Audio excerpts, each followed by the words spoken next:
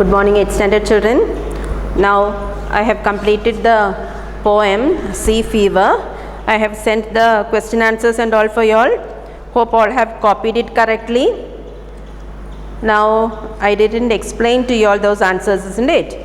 Now exercise A. The poet describes the sea in many ways. Tick the descriptions he uses. That is, three descriptions are there which he uses. Second one, the sea surface is often covered with mist. Third one, when you are sailing, the wind seems to be singing. And last one of the sounds that you can hear when you are sailing is the seagull's cry. Now B, tick the correct answers. The poet says, both the sea and the sky are lonely. Second one, the poet compares a sailor's life to that of a seagull. No, it is a gypsy. Third one, at the end of the voyage, the poet wants a quiet sleep and a sweet dream. Now don't want exercise C, children. Exercise D, answer with reference to the context. Also don't want.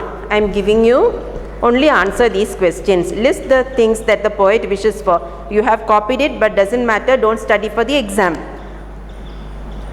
List the things that the poet wishes for. The poet wishes for a tall ship and a star to steer it. He wishes to feel the wheels kick and the rushing wind. He wants a windy day with white clouds. He wants a friendly fellow sailor to tell him stories. And lastly, at the end of the journey, he wants to sleep peacefully and have sweet dreams.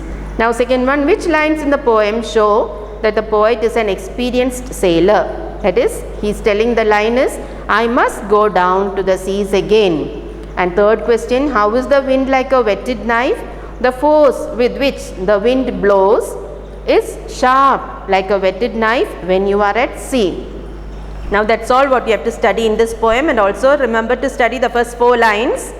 Now we move on to lesson 7, because lesson 6 is 4 sections coming. I am going to start lesson 7, which is only consisting of 2 sections, so I can finish it and you can study for the exam. Here also I will select and give you study only that. Now excitement at the Jolly Miller. Now Jolly Miller is the name of the inn. Inn means what? In Malayalam we say Satram, a place for the travelers to sleep. Now look at these book covers. Guess what these stories are about. We can see 3 pictures shown there. One is Gulliver's Travels, one is Robin Hood, and the third one is Treasure Island.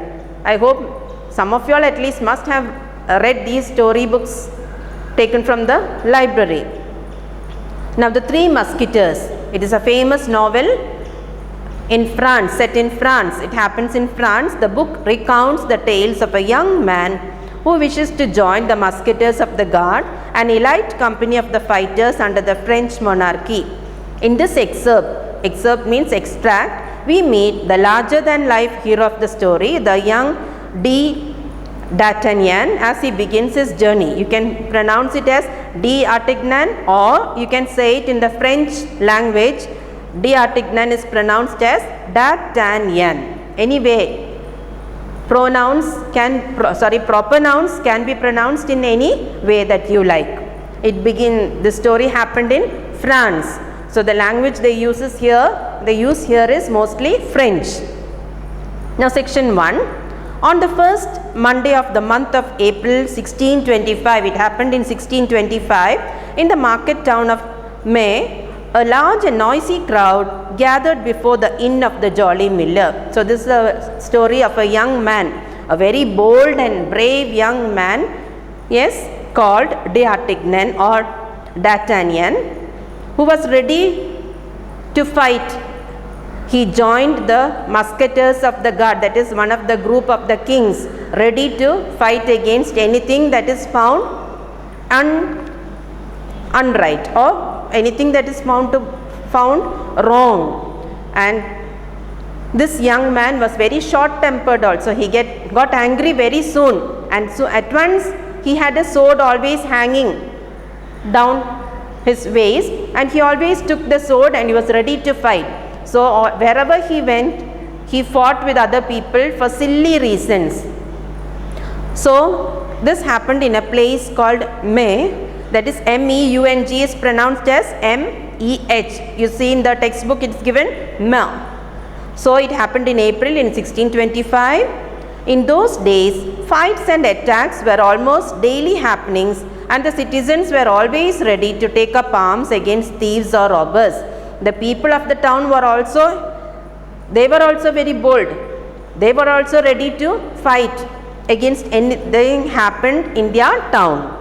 Now, as a result, on hearing the noise, the citizens picked up their swords and muskets and rushed at once towards the jolly miller. Musket is what, children? Musket is a type of a long gun which is used in the olden days. And what's the meaning of inn? I told you, it is a public house for travelers to sleep. When the travelers become tired or when it becomes night time, they find place, just as we find when we travel somewhere, we find place in hotels, isn't it? So just like that. So when they arrived there, they could plainly see the main cause of the hubbub. Hubbub is noise and activity. So one day on the month of April 1625, they heard a loud shout and noise coming from their town, and most of the people in the town, the citizens, the people of the town, ran there with their swords. And what did they find? A swaggering young man of 18 had ridden into town. A young man, 18 years old. Swaggering means very confident, with a proud walk. He wore a faded blue woolen doublet. Doublet is a short tight jacket worn by men in the past. You can see in the picture the young man sitting on the horseback. And a cap with a sort of feather. You see the cap with a peculiar, very strange kind of feather it is.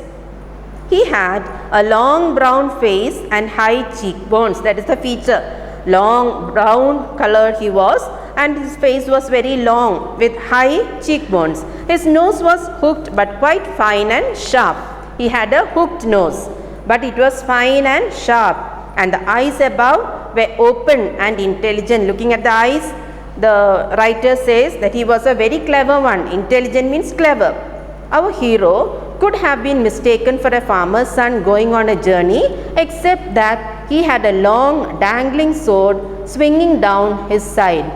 So everybody would have thought that this young man was a farmer's son going on a horseback. But for the sword hanging, only because of the sword hanging at the side, sword you can know, just like വലിയൊരു വാള് കണ്ടിട്ടില്ലേ നിങ്ങൾ? Yes, that is the sword. So the sword was hanging at the side. So because of the sword hanging at the side, the people did not think that he was a farmer's son. The sword hit against the rough side of his steed as he rode.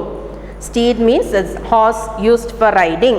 You can see the horse, you can see the sword, and you can see the man sitting on the horseback. More than the hero, it was the horse that was the center of everyone's attention. So it was an old pony. Pony is a breed of a small horse, an odd yellow in color with a peculiar gait. Gait means the manner of walking. The manner of the horse, the walk of the horse was peculiar. Peculiar means very strange. The horse walked in a strange manner. And all the people in that town, the center of attraction was the horse for the people. All the people were watching the horse, not the man, because the horse was a yellow color, odd yellow color. Unfortunately, the good qualities of this horse were well hidden under the strange colored hide and funny walk. So even though the horse was a strange colored one and with a funny walk, the horse had many good qualities also. Those days, everybody was an expert in horse flesh. Horse flesh means horses, especially those that are bought, sold or trained for racing. People were expert, people were very clever in buying horses, in selling them, and also in training them. And most of the people commented readily on any horse that they saw. So this pony was the target of rather unflattering remarks. So all the people gathered in that town, they had come to see what was the noise. So when they saw this horse, they were talking about the horse, its peculiar walk, its strange walk, the color of the horse, and that it was a pony. Young D'Artagnan was a good horseman. He realized more than anyone else how ridiculous he looked on the steed. So he knew that he was looking strange. People will be laughing at him sitting on this horseback.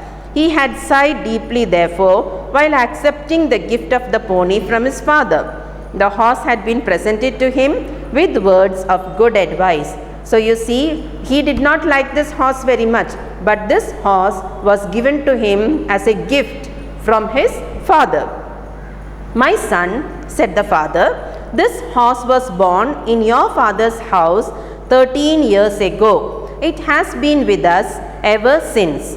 So this horse was born 13 years ago when his father was young. D'Artagnan, the elder means the father here, continued, "And so you ought to love it. So because this horse belongs to our house 13 years back, you must love this horse. Never sell it, but allow it to die honorably of old age." Don't sell it. That's what his father said. Don't sell the horse. Take great care of it and treat it well. Look after the horse very well, love it and take good care of it. If you have the honor to go to court, what is that go to court, children?